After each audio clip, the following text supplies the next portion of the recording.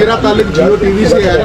تو قاضی فائز عیسیٰ صاحب ریٹائر ہو گئے ہیں, نئے چیف جسٹس صاحب نے حلف اٹھا لیا ہے. نئے چیف جسٹس سے آپ کی کیا توقعات ہیں؟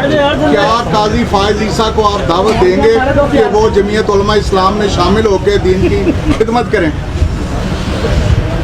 جمعیت میں آنے کے لیے تو میں پوری امت کو دعوت دیتا ہوں. اگر ہم نے یہ راستہ چنا ہے اور دنیا اور آخرت کی کامیابی کے لیے چنا ہے تو دوسروں پر کیوں ہم بخل کریں گے؟ ہر ایک کے لیے سعادت سمجھیں گے. لیکن بہرحال وہ بڑے آدمی ہیں, پاکستان کے چیف جسٹس رہے ہیں اور اب وہ چلے گئے ہیں. میرے خیال میں یہ معمول کا نظام ہے, ایک جاتا ہے دوسرا آ جاتا ہے. ہمارے ہاں پتہ نہیں ان تبدیلیوں کو غیر معمولی کیوں پیش کیا جاتا ہے, سمجھ میں نہیں آ رہی مجھے یہ بات. اور جو چلے گئے اللہ تعالیٰ ان کو زندگی میں خوشیاں نصیب کرے. جو آ گئے ہیں اللہ تعالیٰ ان کو اپنی ذمہ داریوں میں سرخرو فرمائے اور سرخروئی کے ساتھ اپنی ذمہ داریوں سے عہدہ برا ہونے کی اللہ ان کو توفیق عطا فرمائے. مولانا صاحب عبد الحنان میرا نام ہے, AR وائی سے تعلق ہے. آپ نے جس خوبصورتی سے 26ویں آئینی ترمیم میں آپ کو اور آپ کی جماعت کا کردار رہا ہے, آپ نے ایک لفظ استعمال کیا کہ زہریلے ناک کے دانت توڑ دیے. تو عام الفاظ میں عوام کو کیسے سمجھائیں گے کہ وہ کون سا زہر تھا جو آپ نے نکالا اور وہ کون سا زہر تھا جو آپ نہیں نکال سکتے؟ اس پہ میرے خیال میں بار بار ایک لفظ تکرار کرنا میرے خیال میں مناسب نہیں ہوتا. ہم بعض دفعہ اظہار کرتے ہیں, اصرار نہیں کیا کرتے. لیکن یہ ہے کہ 56 کلازز تھے جو گورنمنٹ نے پیش کیے تھے پہلے مسودے میں, وہ 22 تک آ گئے. 22 تک تو آپ خود اندازہ لگا لیں, پہلا ڈرافٹ بھی چیک کر لے, آخری بھی چیک کر لے, وہ تو ایسی چیز نہیں ہے. پھر ہم نے 5 اس میں ڈالے ہیں اور 27 کلازز کا ایک ڈرافٹ جو ہے وہ باقاعدہ اسمبلی سے منظور ہوا, سینٹ سے منظور ہوا اور اب وہ ایک آئین کا حصہ بن گیا ہے. سر حدیث اکرم میرا نام ہے. آپ سے میرے 2 سوال ہیں. ایک تو یہ ہے کہ جو آپ نے سود کے حوالے سے آئین میں شک ڈالی ہے وہ باب نمبر 2 میں آئی ہے, جس کا وجہ سے یعنی اس کی کوئی سزا نہیں اگر اس پر عمل درآمد نہیں ہوتا ان فیوچر.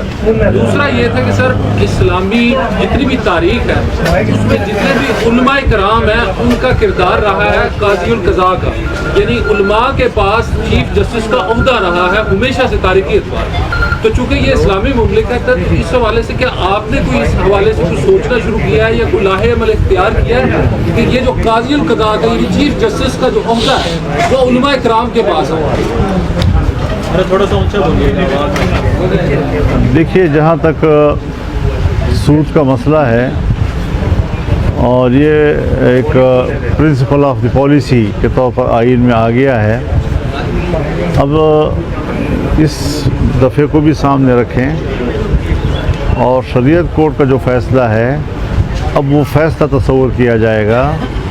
وہ کسی درخواست یا کسی اپیل سے وہ فیصلہ اڑے گا نہیں, اور اگر سپریم کورٹ 1 سال میں اس اپیل پر فیصلہ نہیں دیتی تو شریعت کورٹ کا فیصلہ مؤثر ہو جائے گا. تو اس ربا کے ختم ہونے کے اور اس کو ملا کر جب آپ پڑھیں گے تو اس کا معنی یہ ہوگا کہ مکمل طور پر معاملہ طے ہو گیا ہے اور اب 1 جنوری 2028 سے سود کا کاروبار ہر شعبے میں وہ ختم ہو جائے گا اور اللہ تعالیٰ کرے کہ اس میں کوئی مشکلات نہ آئیں. باقی رہا کہ کسی عالم دین کا, دیکھیے آپ کے جو ملک کا نظام ہے عدالتی نظام خاص طور پہ وہ LLB اور LLM پہ بیس کرتا ہے اور اس میں پھر ظاہر ہے جی کہ جو انگریزوں کے زمانے سے نظام چلا آ رہا ہے وہ بدستور برقرار ہے. اس وقت میں ایسا کوئی تنازع نہیں کھڑا کرنا چاہتا کہ جس میں علماء اور وکلاء کے بیچ میں کوئی تصادم آئے. یہ باہمی افہام و تفہیم سے ہی حل ہو سکتا ہے اور اس میں کوئی شک نہیں ہے کہ اگر ہم نے ملک میں شریعت نافذ کرنی ہے یا شرعی قوانین لانے ہیں تو جتنا علماء کرام اس پر ادراک رکھتے ہیں شاید دوسرے اتنا نہ رکھتے ہوں. گنجائش تو موجود ہے لیکن رکاوٹیں بھی ہیں, تو رکاوٹوں کو بھی تو ایک شائستگی سے ہمیں دور کرنا چاہیے, نہیں کہ تصادم کی صورت میں. سر کل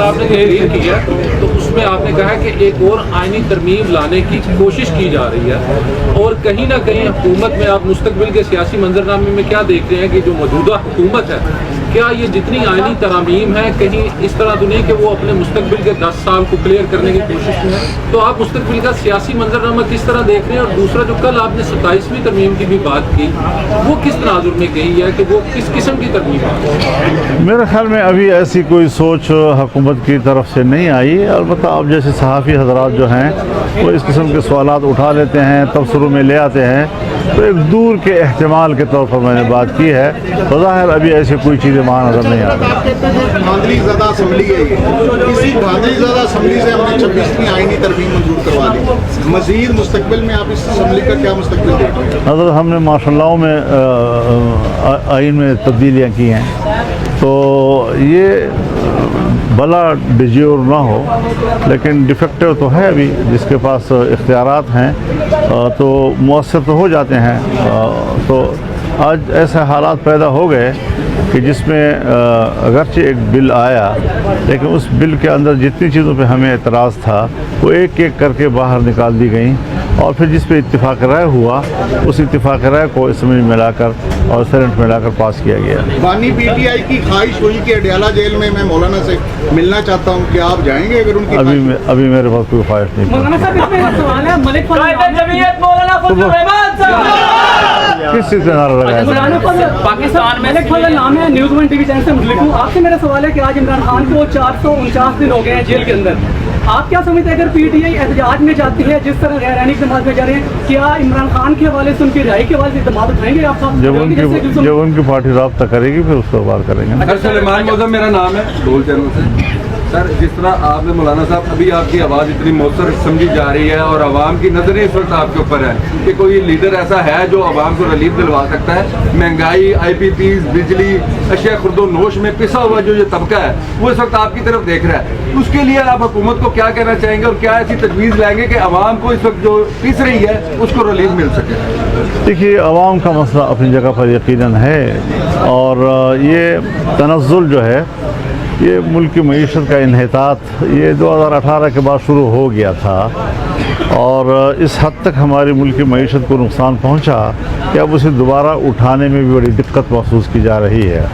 البتہ ہم اس پوزیشن میں آ گئے کہ شنگھائی تعاون تنظیم کی کانفرنس جو ہے سمٹ یہاں پاکستان میں ہوئی، اور آپ نے دیکھا کہ ہم اختلاف کو بھی اپنے حدود تک رکھتے ہیں۔ میں نے پی ٹی آئی سے بھی اپیل کی کہ آپ ان دنوں میں مظاہرے نہ کریں، اور حکومت سے بھی کہا کہ بل کو آپ ذرا التوا میں ڈال دیں جب تک یہ کانفرنس ہو جائے۔ مقصد یہ تھا میرا کہ جو لوگ پاکستان میں آ رہے ہیں ان کو پاکستان کے عوام کی طرف سے ایک یکجہتی کا پیغام ملے، اور جتنا ہمارے پاس ایک قومی یکجہتی کا تصور ان کے پاس جائے گا، ان سے ان کا اعتماد بڑھے گا، اور پاکستان کے ساتھ وہ اقتصادی میدان میں تعاون کرنے پر آمادہ ہوں گے۔ آخری سوال ہے جی، بس آخری سوال کریں۔ سویلین بالادستی کے لیے آپ فی الوقت سے ایک بڑا موقف رہا ہے، لیکن اس وقت جس طریقے سے وائلیشن ہو رہی ہے اور انسانی حقوق کے خلاف ورزی ہو رہی ہے، تو آپ کیا سمجھتے ہیں کہ پاکستان کا اس حوالے سے سویلین بالادستی کے حوالے سے کیا ہم کبھی اس منزل تک پہنچ سکیں گے جس کا آپ کے بزرگوں نے پاکستان بنانے؟ دیکھیے، بنیادی انسانی حقوق جو ہیں وہ پاکستان کے آئین کے آرٹیکل 8 سے وابستہ ہیں، اور جب اس پہ ترمیم کی تجویز لائی گئی تو ہم نے مکمل انکار کر دیا اور اس کو پورے ایجنڈے سے نکال دیا۔ تو اس وقت جو آئین کے اندر بنیادی انسانی حقوق کا تحفظ دیا گیا تھا وہ برقرار رہ گیا ہے اور وہ متاثر نہیں ہو سکا ہے۔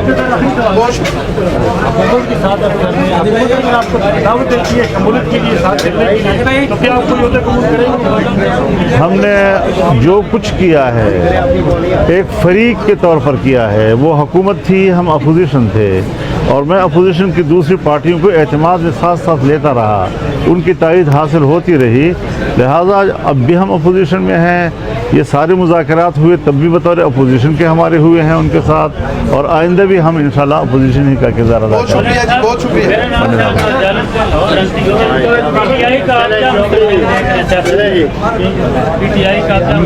مجھے اپنے مستقبل کا پتہ نہیں ہے، آپ پی ٹی آئی کی بات کریں۔